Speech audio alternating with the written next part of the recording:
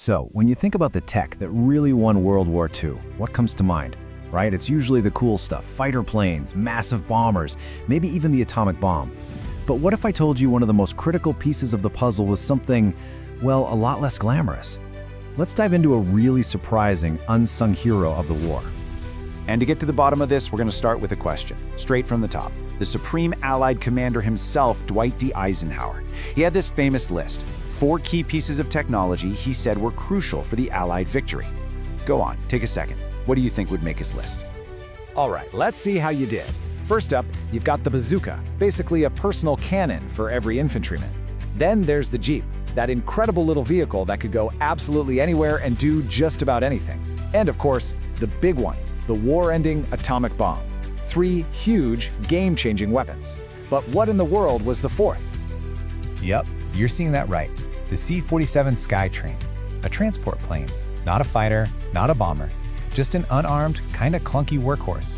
So the real question is, why? Why did Eisenhower put this humble aircraft in the same league as the atom bomb?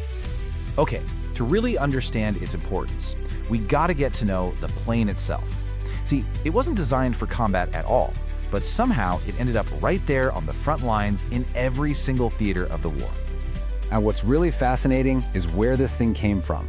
The C-47 wasn't cooked up in some top-secret military lab. Nope, it was actually just a militarized version of a really popular passenger plane, the Douglas DC-3 airliner. Turns out, being dependable, easy to fly, and able to take a serious beating were the perfect qualities for the battlefield. The pilots even gave it a nickname, the Goonie Bird. And the name totally stuck, because just like the albatross it's named after, you could find the C-47 absolutely everywhere, from the skies over Normandy to the treacherous mountains of the Himalayas. It was a constant presence. And this is exactly why it was everywhere. I mean, look at this list. It wasn't just a transport. It dropped paratroopers. It hauled critical supplies. It towed these giant gliders full of troops. It evacuated the wounded, rescued downed airmen. It even inserted spies deep behind enemy lines. It was literally the Swiss Army knife of the Allied air forces. Now, even though it served all over the world, there was one day, one single moment, where the Goonie Bird really cemented its legacy. And that day was June 6, 1944, D-Day. On that day alone, nearly 1,000 C-47s and their British counterparts, the Dakotas, filled the skies over France.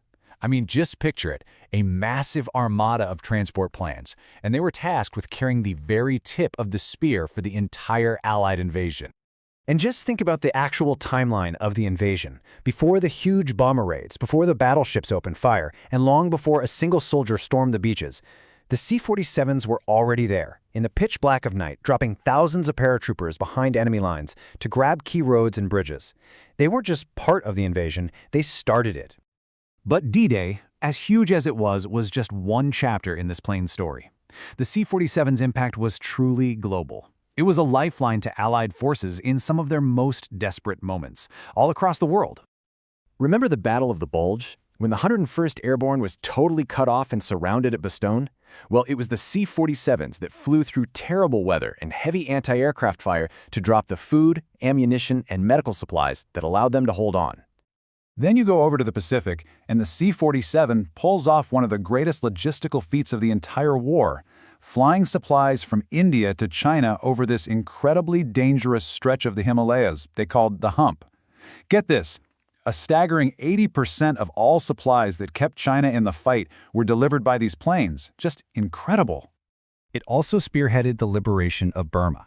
In March of 1944, C-47s inserted the very first U.S. air commandos deep into the jungle, proving how vital it was for special operations and completely turning the tide in that theater.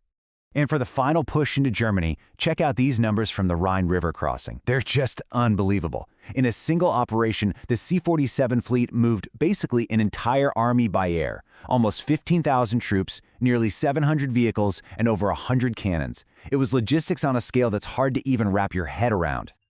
So, after seeing all that, let's circle back to where we started, to Eisenhower's surprising choice, and really understand the general's final verdict here.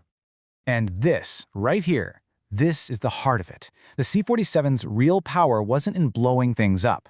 Its power was its ability to sustain, supply, and move the forces that could. It was the absolute backbone of Allied logistics, a lifeline that made victory possible everywhere. And so now, when we look at this list again, it makes perfect sense, doesn't it? The bazooka gave the individual soldier incredible power. The Jeep gave the army unmatched mobility. The atomic bomb provided the ultimate final destructive force. And the C-47? It gave the entire Allied war effort the reach and endurance it needed to win.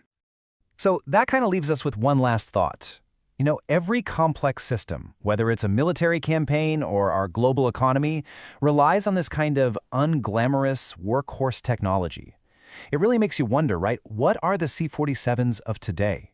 What are the unsung heroes of our modern world that make everything else possible?